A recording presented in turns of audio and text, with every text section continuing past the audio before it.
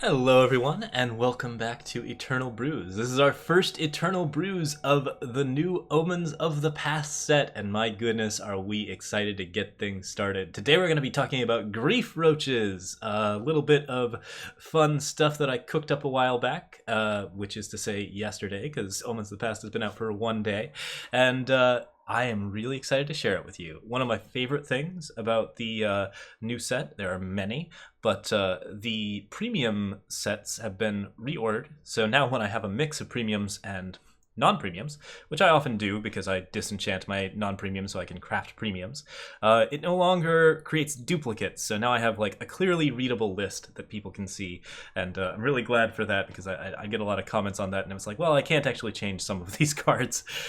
So yes, let's talk about Dark Return Roaches, or Dark Roaches, as the case was. So Dark Roaches is a common variant on the Clockroach, Clockpocalypse archetype, and the basic idea behind it is that we are splashing Shadow into the deck for Dark Return, which is a card that draws a unit from your void to get +1/+1/+1.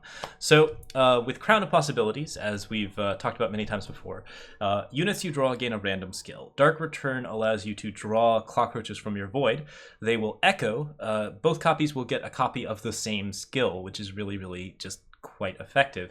So Clockroaches tend to evolve in value and slowly outvalue your opponent in a way that's really hard to beat. They're already a card that kind of ticks upwards in value, and then when they are also getting skills with every draw, they tend to become one of the hardest late game decks to beat in the game. They just, they're really hard to deal with if they go off. They're kind of nuts in general, and we do a lot of tricks to them to make sure that we get multiple Clockroaches, far more than our deck should normally be able to carry. That includes Twinning Ritual and Second Sight. So that's the old Clockroach deck. The new Clockroach deck is based off of the new keyword, Revenge. So if you're not familiar with Revenge, Revenge is when a unit dies, it goes into the top 10 cards of your deck somewhere, it loses Revenge, and it gains Destiny, which is, of course, the card ability that you want the most on a card. Destiny reads that when a unit is drawn, it is played out for free, and you draw a new card in its place. So as a result, you always get extra card advantage. The Destiny trigger does actually give you Crown of Possibility skills. So every time that you Dark Return something with Destiny, it will come back, go into your hand, get a skill from Crown of Possibilities, or from however many Crown of Possibilities that you have, play itself out, and then draw a new card, or if you have an Echo unit, draw 2 cards, because you'll play 2 copies of the card that you've just Dark Returned. So, pretty crazy stuff, and the thing about Revenge that's really neat is that it's the only new skill of the original 15. There are now 16 skills that can be given by Crown of Possibilities, and Revenge is one of them, which means that while we always thought that Crown of Possibilities was going to get weaker over time, and that still may be true, Set 2 has actually made Crown of Possibilities stronger, because now we have 2 different skills that grant Destiny to our units, and also a skill that in many ways allows us to redraw units and give us inevitability from the void. I'd say that's really strong, so that's something we're going to be trying to set up as much as possible. Alright, so let's talk about our Revenge units. First off, we have Tock, a Revenge 1/1 that is also of the Clockroach type. So this card gets buffed by normal Clockroaches. When you summon them, every Clockroach, including Tock, get +1/+1. That's fairly important, but also the Revenge ability means that this unit is just key for defending your early game and allowing you to just set up a bit of a curve into Crown of Possibilities. You play Tock, you defend yourself against an Oni Ronin or something, it goes back into your void, and then on turn 3 you play Crown of Possibilities. When Tock gets drawn, it has Destiny, it gets a Crown skill, and it comes out again. In addition, it also gets buffs from Clockroaches every time it gets shuffled back into your deck. It's a really powerful card in conjunction with Clockroaches. I would say this card is not going to influence the game as much as many of the other cards in the Crown of Possibilities deck, but Tock is very good at defending your early combo, and he's also just pretty solid with the Clockroaches to make sure that you have more Roaches in your deck. So solid stuff. The other card that I really like here is Piercing Grief, a Lifesteal Revenge charge unit that has, at the end of your turn, sacrifice Piercing Grief. Couple of things about this. First off, the fact that it instantly has Revenge means that it curves very well with Crown of Possibilities. As long as Piercing Grief doesn't get shuffled onto the very top card of your deck, you can play a Tock Tick into a Piercing Grief into a Crown of Possibilities, gain 3 health, and cycle a unit back that will then get a Crown of Possibilities skill, which then also gets Destiny and becomes a really good Dark Return target. There's a lot of synergy in between like all of the different cards in your deck, but if you can give Piercing Grief Echo in particular, having a lot of these little lifesteal charge units means that you can really just aggro out your opponent and gain a ton of life, which is very good, again, at defending your early combo. The Clockroach deck really needs early combo defense, so the more of these types of things that we can run, the better off we are. In addition, just sometimes you really need to kill your Clockroaches or kill your babies just so that you can get your Dark Returns and get your Revenge triggers. Piercing Grief is very, very good just because it automatically dies, and therefore it's guaranteed to be redrawn by Crown of Possibilities pretty quickly. Other purple cards, we run Scheme, of course, to dig to the top 4 cards of your deck. This card is great at fetching Revenge units. It's really, really good in most Revenge decks. And Wisdom of the Elders to draw cards. Both of those cards really allow us to filter through our deck. The other card that I run a 1 of is Sleepless Night. Sleepless Night discards your whole hand and draws 4 cards. When you run out of juice in this deck, which is fairly rare but happens anyways, you can play Sleepless Night to draw 4 new cards. That's very good at triggering all of your Revenge cards in particular, and then in addition it will come back later and draw you 4 more cards. So you can just continue to play out your hand with reckless abandon and really get a ton of value out of Sleepless Night. I really like this as a 1 of in this deck. I think it can be a 2 or 3 of in many other decks. So it's a really interesting archetype if you are playing a lot of aggressive stuff and you know that you're going to curve into 8 at some point. I think this card's really solid.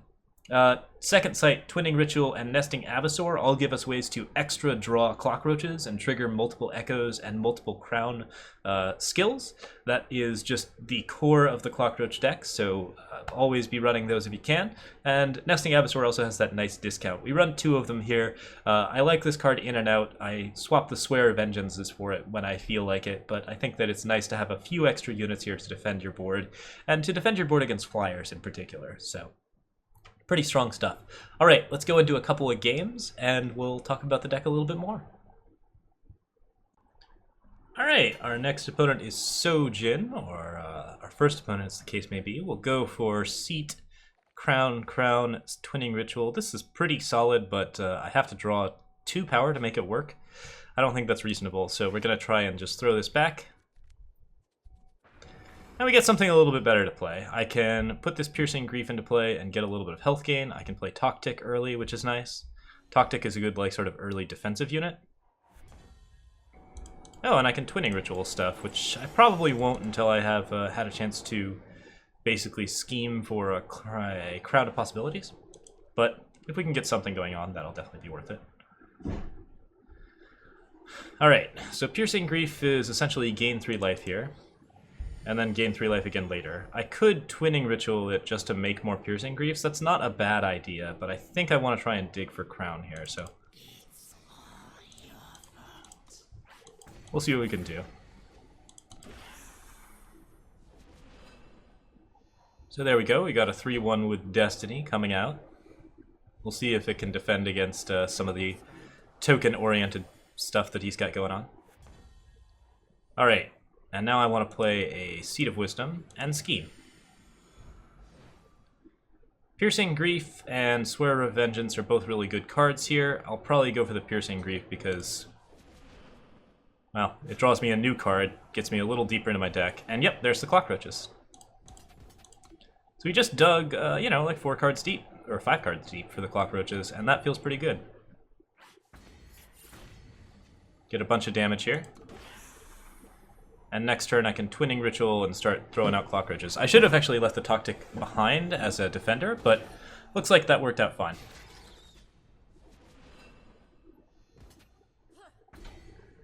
Alright, so the play here is to play a Clockroach because we want to have a defender against that sort of Icaria.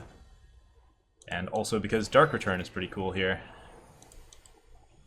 And we will Seek Power. Get a time. And this looks pretty good.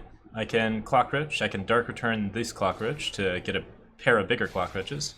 I'm not going to be a Crown deck today, but I am going to be pretty full of like useful and terrifying amounts of damage. So I think we'll get what we want out of this deck.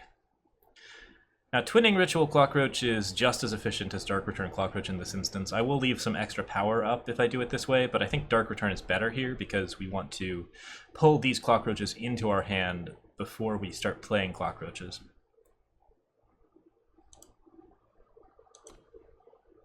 I can also use Dark Return to pull Piercing Grief and get 4 damage and a pretty solid Destiny trigger.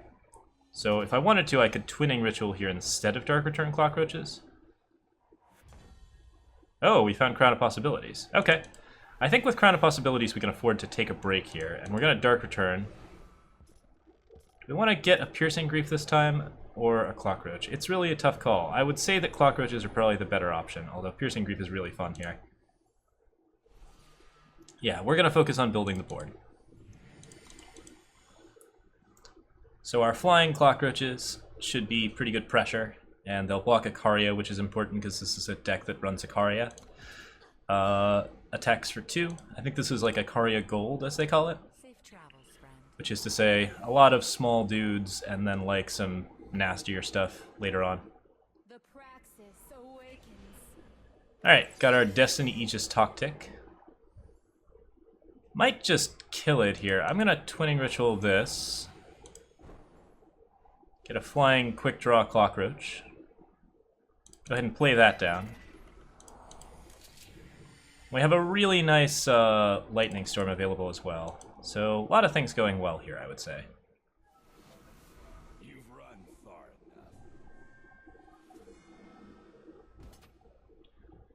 enough. Okay, Champion of Impulse is active. Tock has Destiny, so I'll probably just block here. I don't have a way to deal with Ironthorn. Ironthorn is a big problem, but I think we can be pretty okay with our current setup. So let's go ahead and Lightning Storm. Clear as much of the board as we can. Swing for 4. And get a big Clockroach out. We're going to build that board up. We're going to set up a lot of extra damage. We're going to force him to Harsh Rule to stay alive.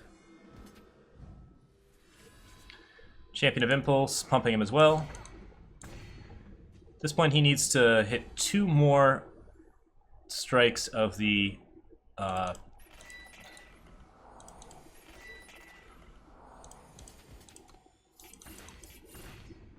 Needs to hit 2 more Ironthorn hits. It seems pretty unlikely. He could Secret Pages, then play a power, attack with Champion of Impulse, and still win. But I think that I have the board taken care of here, so... We don't need to play the power, but yeah, I think it's pretty meaningless here. So this looks like game. Yep. And yeah, without a lot of Crown influence, you can still get a lot of value out of those Dark Return Roaches. It's very powerful stuff, especially when you're stabilizing your life total with Piercing Grief. Alright, here we are. We're up against Fisty McBeard. The opening hand has a Tock and a Clockroach in it, and those are 2 things that I do kind of want. But I'm not seeing any blue, and I kind of want to be aggressively milling for Crown of Possibilities too. I kind of like this because of the schemes. It's actually not a completely unreasonable hand, especially since I'm second and have better chance to draw power. But I think we're going to get a little greedy here, and we're going to redraw, see what we can find. Okay, this is a bit better. The Sleepless Night is, you know, the 1 8-drop like card, so it's not great to have it early in your hand, but if I draw a power undepleted, I can get Crown of Possibilities out on 3. If I don't, I get it out on 4. That's a bit slow, but it's not out of the question. So I think we'll be in pretty good shape from here on out. Alright, Rakano Artisan being played down means that this is an Armory deck. Armory decks do traditionally have a pretty hard time dealing with the Clockroach archetype, provided that they can't push enough damage early. I expect the thing that he'll try to do here is just play a weapon. This should do it. And there we go. So now I really need to get my hands on some cards to actually play. This is not good enough, so we're gonna have to pick up the scheme, play a seat, and we're in a rough spot already, but I think I can Lightning Storm to clear a couple of these cards out, and then hopefully just weather the storm for a bit. Getting too low is not good for me, although Piercing Greaves will help with that situation. We're going to scheme here. Found ourselves a Piercing Greave, which is a really useful card in this situation. And it deals double damage, which is also great, because now I can do that. Gain myself 6 health.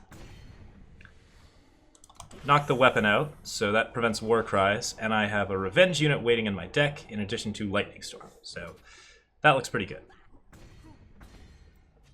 Still a lot of beaters, potentially more weapons. Oh, the big weapon's really bad for me. Okay, so we're going to Wisdom here, try and hit that Piercing Greave. Didn't quite find it. Crown of Possibilities is nice, but I need to Lightning Storm here just to stay alive. I am dead to Torch at this point, so I really need to draw my Piercing Greave. And if I don't, I'm going to be in a lot of trouble.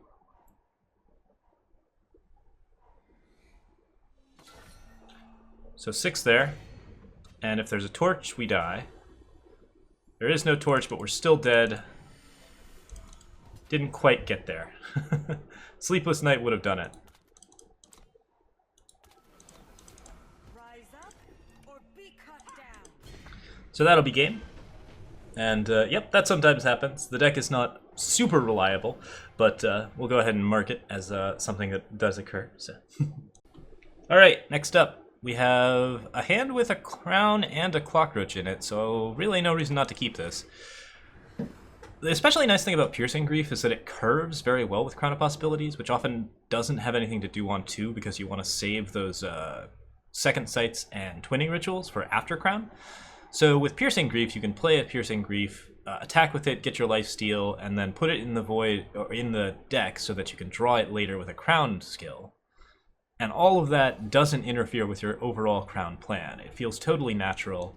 You're looking for like that kind of smoothness of curve so that when you get your ideal curve, it actually always wins. Or it gets close to always winning. Obviously, it's not always going to win. All right, our opponent is Yagrim. He's playing with a Mokto avatar, which, and he's also playing Argenport, so we might see a Mokto here. It's possible he really likes Mokto. I've had some pretty good interactions with Mokto so far, so not too worried about it. The quicker we get to 8 power, the faster we can Sleepless Night and totally blow the game out. Oh, wow. That was actually a little too fast, Piercing Greave, but I guess I'll take it.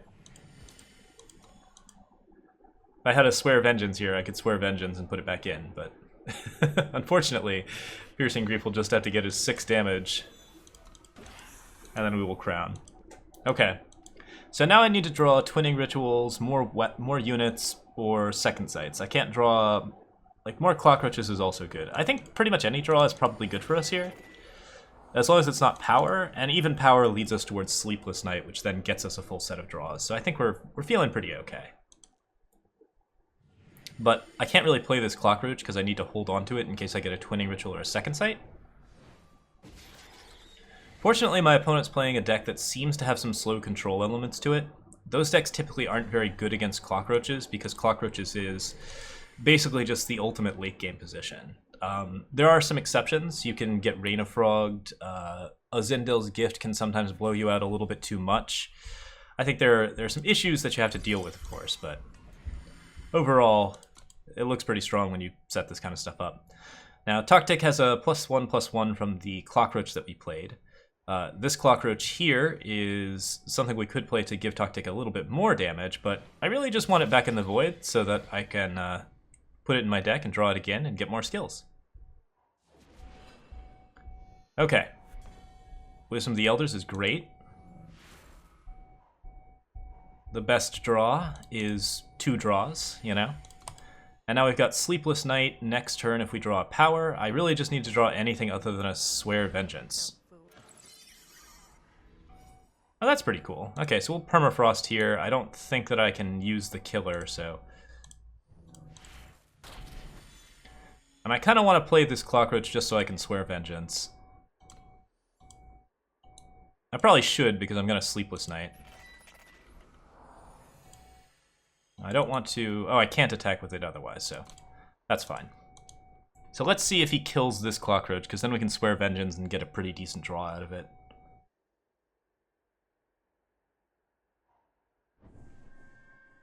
Perfect. So we swear vengeance on this Clockroach. Both Clockroaches go back into our deck.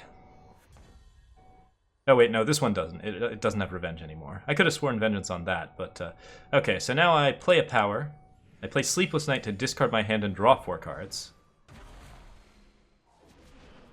And that includes 2 Destiny Warcry Revenge units. Now there's a cool interaction here with Revenge and Destiny, where the card still has the Revenge keyword, technically. I don't know if this is going to continue. It seems like it's intended functionality, but Revenge is depleted on this Clockroach that we drew. But the copy, similar to how you copy a mirror image Aegis unit and you get the Aegis refreshed, this copy has a refreshed Revenge. That's really important because it gives you essentially an infinite supply of Clockroaches. So there's a lot of strength to that in terms of just overall value. Okay. I have other Clockroaches as well as a Destiny Piercing Grief in my Void, so there's some things worth doing here. I feel like Dark returning the Destiny Piercing Grief is not a bad idea. Oh, whoa, we hit Sleepless Night a little early. Alright, we got some Roaches that just naturally got Revenge, so that feels pretty good. Go ahead and play Crown. Twinning Ritual, one of them. And now they have Flying and Revenge, which is a pretty good combination, I would say. Oh, and they have Destiny. Okay. Destiny plus Revenge is pretty much bananas. Like, this is now officially out of control. Because they basically just have double Destiny. So we will end our turn.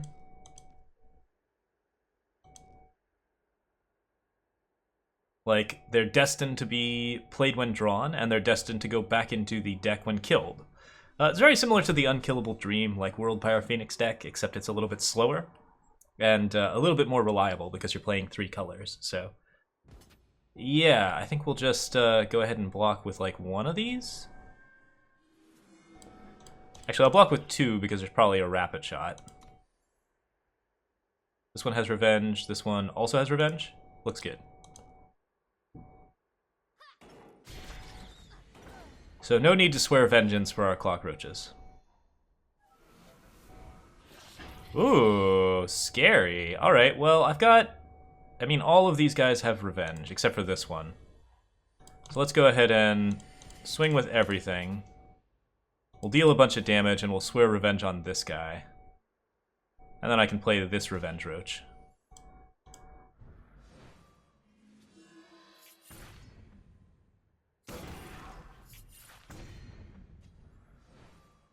So that's 4 more Roaches in the top 10 cards of my deck.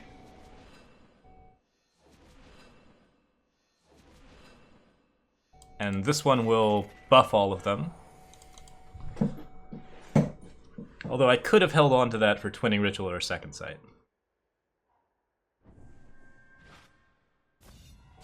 And you're in the top 10 cards of my deck as well. Scheme should hit a Roach. I will potentially bury some of my Roaches, but it's really important to get those Roaches, so let's go with Flying Revenge Destiny Roach. Flying Warcry Charge Destiny. A little bit of a visual bug there, I think. Hard to say. Overwhelm Killer Warcry Destiny. Yeah, so they're triggering and then they're going into play. That's why they're triggering the animation twice.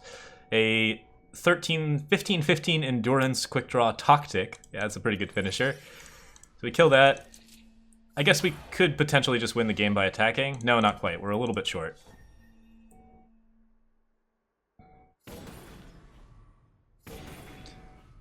And a harsh rule here puts most of these, like half of these, back into our deck. There are 2 with depleted Revenge, and then 2 that do not have Revenge. Oh, that depleted Revenge one was actually the one you wanted to kill, but that's okay. I guess if he's getting rid of both the flyers. Cabal Slasher's a blocker. Alright, that looks like it's game. Good game, my friend. Alright. So that's a pretty good example of how the Revenge Destiny engine ticks. We've had some pretty insane games with this setup, but it's overall just really a lot of fun. We'll play a few more because this deck's really fun and it's always cool to like demonstrate All right. I've had some absurd luck with this deck. Like it's been very blessed. The first game that we played with it, we drew every Piercing Grief in our deck and had like 12 of them. Anyways, a little bit of streamer luck for you there. Let's try Memory Keeper. And let's play a few more games. Okay, we're up against World Spirit. Opener says seek Tock. I like all this power, but I think I probably want to throw this. Even though Tock's really nice early. Yeah, there we go. Just always dig for that Crown of Possibilities. Seed of Cunning. And then Nesting Avisaur is a late addition to this deck that we really like for reducing costs and just giving us a little bit more stuff. Excavation Assistant. That card is actually also very solid in this deck. Seed of Mystery here. I'm curious if he'll try to equip it with like a katana or something.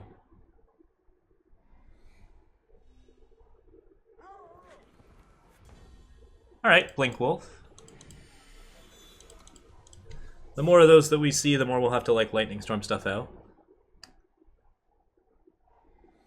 El Doggos.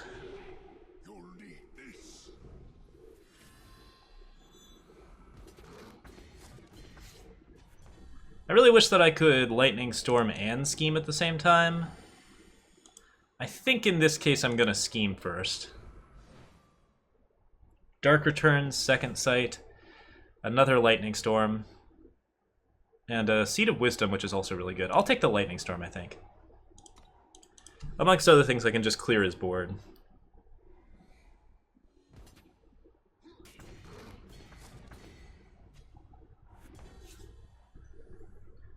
Alright, so Lightning Storm, Lightning Storm? Or do we just ignore this? I think we want to kill it. Okay, so Nesting Avisaur can give Tock other abilities, but I'd prefer to just use it as an ambush unit with Revenge. Well, that's no fun. Alright, well, we'll have to Wisdom here. Yeah, Shatterglass Mage is a real enemy of the people here.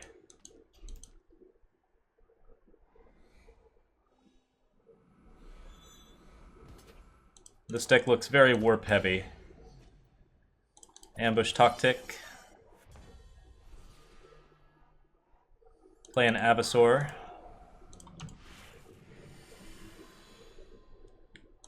End my turn.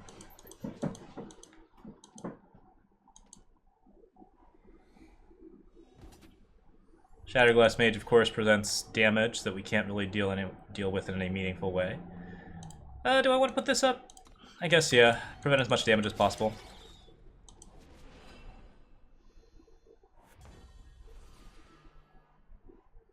Wisdom here. Found a Piercing Grief, which is pretty cool. That'll get me above some bad health problems. And we'll play both Clockroaches since we have Dark Returns.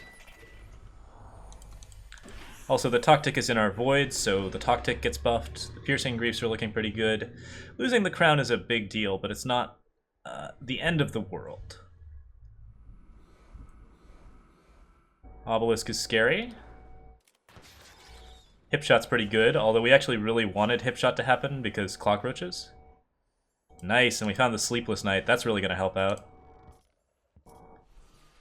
Okay, so attack with everything. Roach, Roach, Roach. And then next turn we can Sleepless Knight and try and dig for better cards. Or we can draw something that'll actually help us.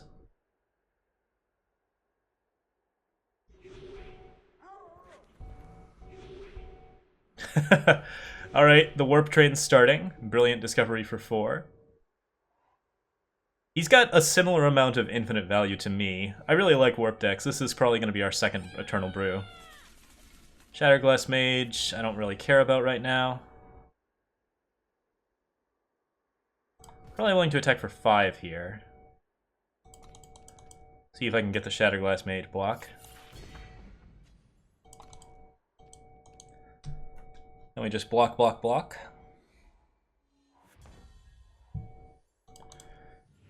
Sleepless Night discarding Twinning Ritual seems fine.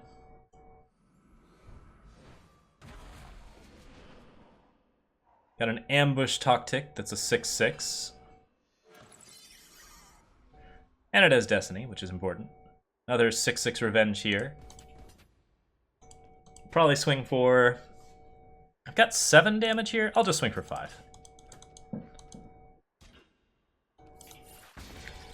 Right, we want to play out our hand before Sleepless Night comes around again, because that's fairly relevant. Heart of the Vault! Real damage dealer if he wants to push damage, which he probably does. Avarax Familiar, okay. No more warping, it looks like. So, Twinning Ritual Tactics. Play all the Tactics. Swing with everything?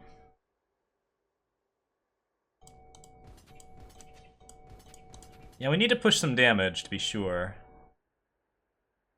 This is only 7 damage pushed, maybe more, but if he blocks with anything, then he loses the things that he blocks with, so this works out pretty well in my favor.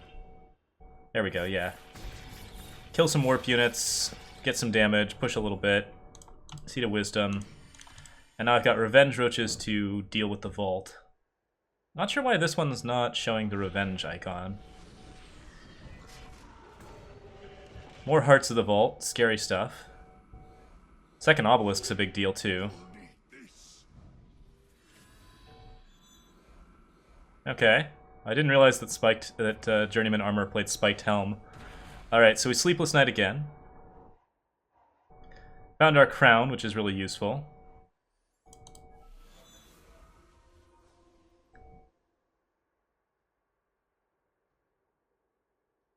If I attack with everything, I probably die.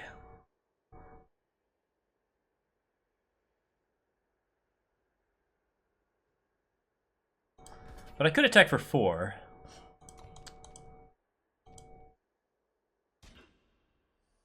Swear Revenge.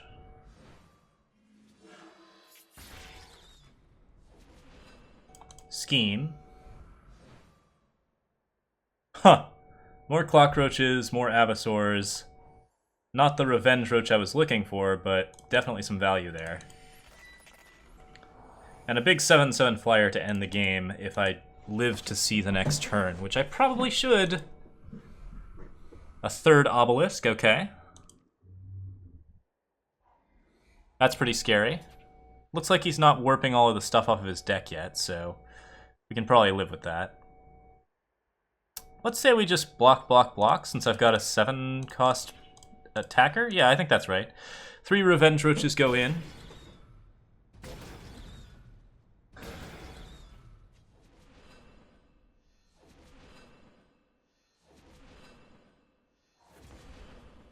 Got the Destiny Roach. That one has flying. That's good. This one also has flying, so now I have a defense if I lose the 7/7, which I probably shouldn't.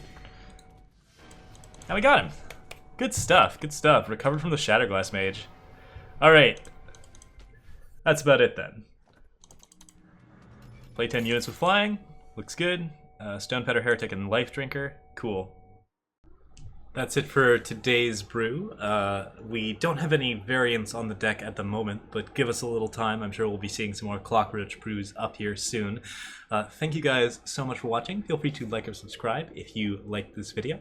And I will see you next time with more Eternal Brews. We're hoping to publish one every day this week.